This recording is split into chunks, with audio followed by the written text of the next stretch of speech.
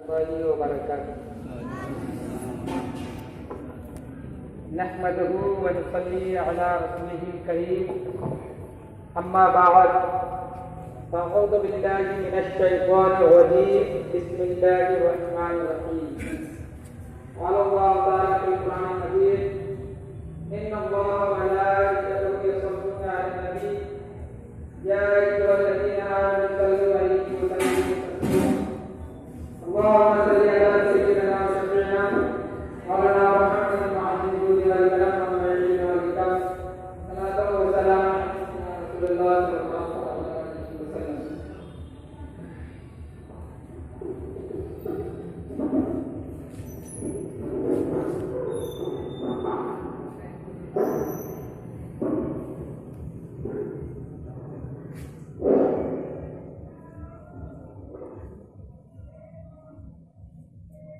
عزت سے ہم بھی جینے کے حقدار ہیں یہاں، عزت سے ہم بھی جینے کے حقدار ہیں یہاں، شامل ہمارا خون بھی قربانیوں میں ہے، شامل ہمارا خون بھی قربانیوں میں ہے، عزت سے جینے کے حقدار ہم بھی ہیں یہاں، شامل ہمارا خون بھی قربانیوں میں ہے۔ جب وقت پڑا گلستہ پہ تو خون ہم نے دیا، جب وقت پڑا گلستہ پہ تو خون ہم نے دیا، جب بہار آئی تو کہتا ہے کہ تیرا کام نہیں، جب بہار آئی تو کہتا ہے کہ تیرا کام نہیں۔ میرے معزز طلباء، آج کا دن بہت ہی یعنی 15 اگست کا دن نہایت ہی اہم اور یادگار دن ہے۔ اس دن کا جتنا بھی خاص اہتمام کیا جائے وہ کم ہے، کیونکہ یہ وہ دن ہے، آج کا دن وہ دن ہے کہ اسی دن کو 15 اگست 1947 کو ہمارا دیش، ہمارا ملک، ہمارا پیارا وطن انگریزوں کی غلامی سے آزاد ہوا۔ یہ وہی دن ہے جس دن ہمارے ملک کے پاؤں سے غلامی کی زنجیر توڑی گئی۔ میرے بزرگوں اور دوستوں، یہ دن بہت ہی خاص اور اہم ہے کیونکہ اس دن ہمیں آزادی ملی، لیکن پیارے بچوں، یہ آزادی ہمیں یوں ہی میسر نہیں ہوئی ہے، اس کے لیے ہمیں بہت ہی محنت و مشقت کرنی پڑی ہے۔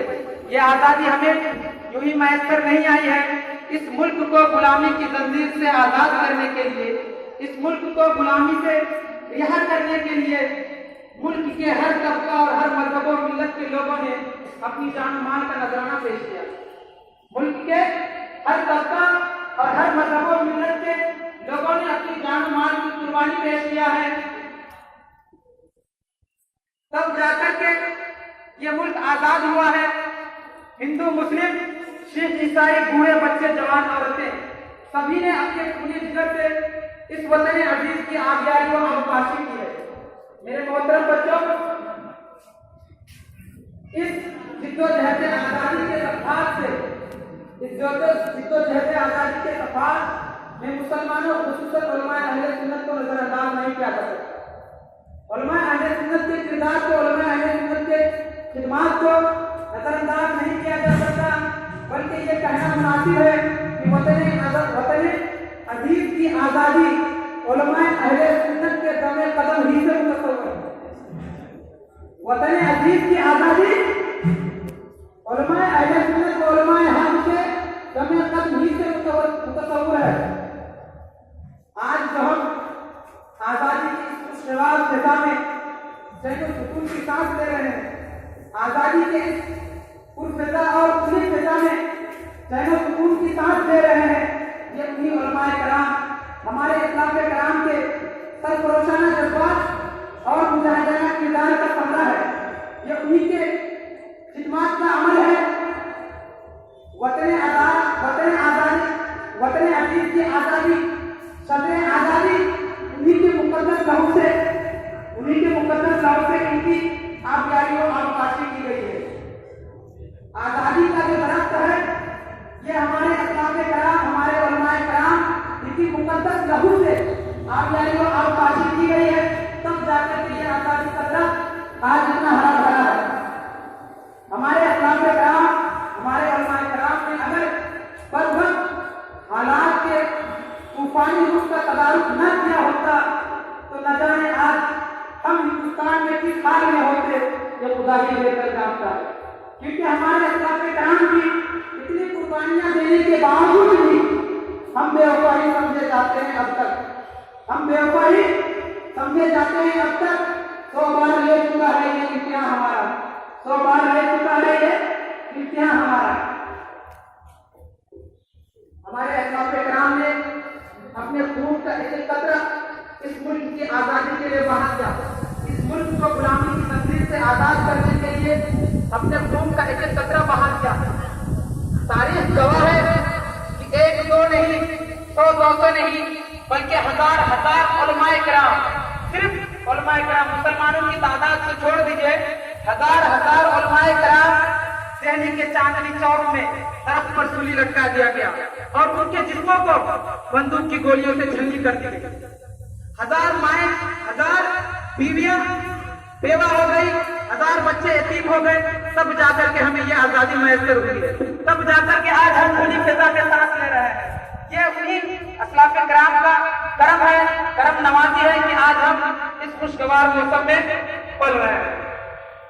لیکن افسوس پر افسوس، اس دور میں، آج کے دور میں کچھ نام یہاں فرقہ پرست اور دیش بھکت لوگ نصاب کی کتابوں سے لے کر جشن آزادی کے اشتہارات تک، نصاب کی کتاب سے لے کر جشن آزادی کے اشتہارات تک مسلم رہنماؤں کو، مسلم علماء کرام کی کردار کو، مسلم علماء حق کے مجاہدانہ کردار کو فراموش کرنے کی کوشش کر رہے ہیں۔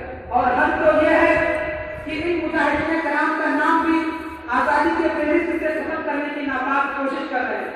آج تمام کالج اور اسکولوں میں گاندھی جی اور چچا نہرو کے بارے میں بتایا تو جاتا ہے، لیکن قائد جنگ آزادی علامہ فضل حق خیرآبادی کو بھلا دیا جاتا ہے۔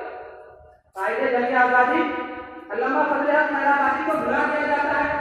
بچوں کو یہ تربیت تو دی جاتی ہے، بچوں کو یہ بتایا تو جاتا ہے کہ ملک کو غلامی سے آزاد کرنے کے لیے، ملک کو رہا کرنے کے لیے سبھاش چندر بوس نے اور چندر شیکھر آزاد نے عجیب سے عجیب تر قربانیاں پیش کی ہیں، لیکن انہیں یہ نہیں بتایا جاتا ہے، لیکن بچوں کو یہ نہیں بتایا جاتا ہے کہ مفتی کفایت علی کافی مرادآبادی، مفتی رضا علی خان بریلوی، مفتی عنایت احمد کاکوڑی، بلاول گنج مولانا اسد اللہ احمد اللہ خان مدرسی، مفتی صدر الدین خان آشوقہ دہلوی کی قربانیاں اور ان کی مجاہدانہ کرداروں سے آنکھیں موند لی جاتی ہے۔ ان اسلاف کرام کی مجاہدانہ کردار اور جماعت سے چہرہ روگردانی کر دی جاتی ہے۔ کیا ان بزرگان دین کا، کیا ان اسلاف کرام کا خون نہیں تھا؟ جب وقت پڑا، اسی لیے کسی شاعر نے کہا ہے کہ جب وقت پڑا گلستہ پہ تو خون ہم نے دیا، جب وقت پڑا گلستہ پہ تو خون ہم نے دیا، جب بہار آئی تو کہتا ہے کہ تیرا کام نہیں۔ نعرہ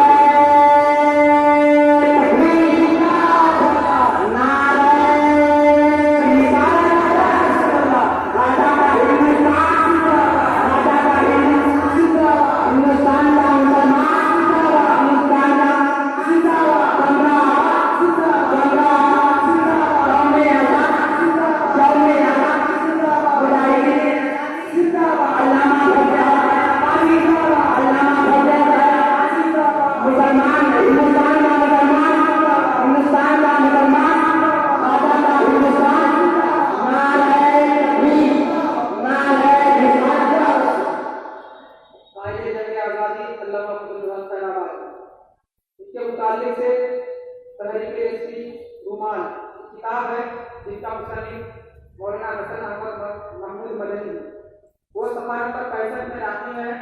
وہ لکھتے ہیں کہ جب علامہ فضل حق خیرآبادی نے جنگ کا فتویٰ دیا، جہاد کا فتویٰ دیا، تو ان پر الزام لگا انہیں قید کرنے کے لیے جاسوسیں تیار کی گئی۔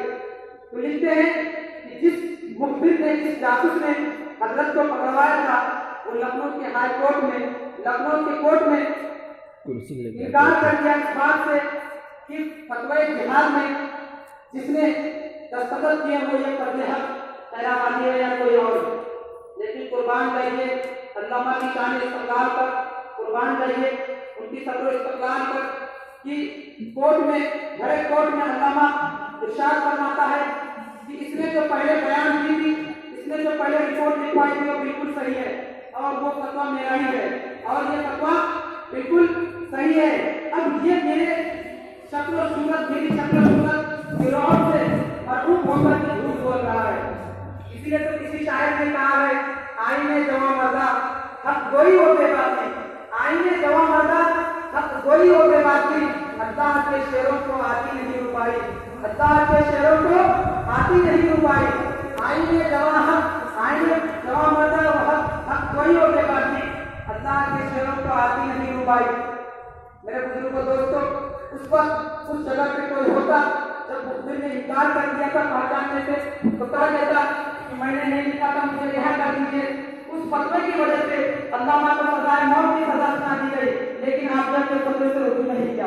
اللہ کے نیک بندے، اللہ کے بزرگان دین ایسے ہی ہوا کرتے ہیں، اپنے ماتھوں پر وہ میدان عمل میں سربکش ہو کر میدان عمل میں اترتے ہیں اور لومڑی کی طرح پھیر پھیر کر کے جان بچانا مناسب نہیں سمجھتے ہیں، بلکہ شیروں کی طرح شان سے اپنی جان گنوا دینا مناسب سمجھتے ہیں، لیکن پھیر پھیر کرنا مناسب نہیں سمجھتے ہیں۔ بادشاہ وقت بہادر شاہ ظفر کو جزیرہ کی نماز کے بعد جلاوطن کر دیا گیا اور حضرت کی موت وہیں پہ ہو گئی، حضرت کا وصال وہیں پہ ہو گیا۔ انا للہ و انا الیہ راجعون۔ دکھ کی بات یہ ہے کہ اس ملک کے لیے آپ نے جتنی محنت و مشقت کی اور جس کی وجہ سے آپ جزیرہ کے نماز کے بعد جلاوطن کر دیے گئے، موت کے بعد آپ کو اس ملک کی زمین دو گز زمین بھی نصیب نہ ہوئی، ملک کی دو گز زمین بھی نصیب نہ ہوئی۔ ان اسلاف کرام کی قربانی سے آج یہ ہمارا ہندوستان آزاد ہوا ہے۔ سید مولانا کفایت علی کافی مراد آبادی، ان کو برسر عام ایک چوک پر تختہ دار پہ لٹکا دیا گیا اور سولی چڑھا دی گئی۔ اس کے باوجود ہمارے اسلاف کرام، علماء کرام جنگ آزادی کی راہ میں طرح طرح کی مصیبتیں اور صعوبتیں برداشت کی، لیکن اس راہ میں اف تک نہ کی۔ لیکن آج کے اس دور میں اس کے باوجود، اتنا ہونے کے باوجود بھی اس دور میں ہم مسلمانوں سے وفادار ہندوستان کی ثبوت طلب کیا جاتا ہے، ہندوستان کے وفادار ہونے کی ثبوت طلب کیا جاتا ہے۔ ہمیں غدار وطن اور پاکستانی ٹھہرانے کی ناکام پر کوششیں کی جا رہی ہے اور آج کے اس وطن دور میں منصوبہ بند انداز میں جس طرح سے مسلمانوں کی، ہمارے علماء حق کے، ہمارے علماء اہل سنت کی کردار کشی کی جا رہی ہے، ایسے حالات میں ہم پر ذمہ داری عائد ہوئی ہے، ایسے حالات پر ہم پر یہ لازم بنتا ہے کہ ہم بیدار ہو کر اپنے اسلاف کرام کی خدمات و قربانیوں کو، ہم اپنے اسلاف کرام کی مجاہدانہ کردار کو اجاگر کریں اور عوام کو اس سے روشناس کرائیں اور آنے والی نسل، پیدا ہونے والی نسل کے دل و دماغ میں ان کی عقیدت و محبت، فضیلت و مرتبہ اور قربانی و فضیلت کی سما جلائے اور شر پسند باطل افراد کے منصوبوں کو ناکام بنانے کی کوشش کریں۔ تب جا کر اس کو کاٹ دے رہے ہیں، پھر شروع سے بنا دیں، اس کو کاٹ دے رہے ہیں کیونکہ اس ملک میں ہم بھی عزت سے لمبا ہو گیا، کیونکہ ہم بھی عزت سے جینے کے حقدار ہیں۔ یہاں شامل ہمارا تو بھی قربانیوں میں ہے، شامل ہمارا تو بھی قربانیوں میں ہے۔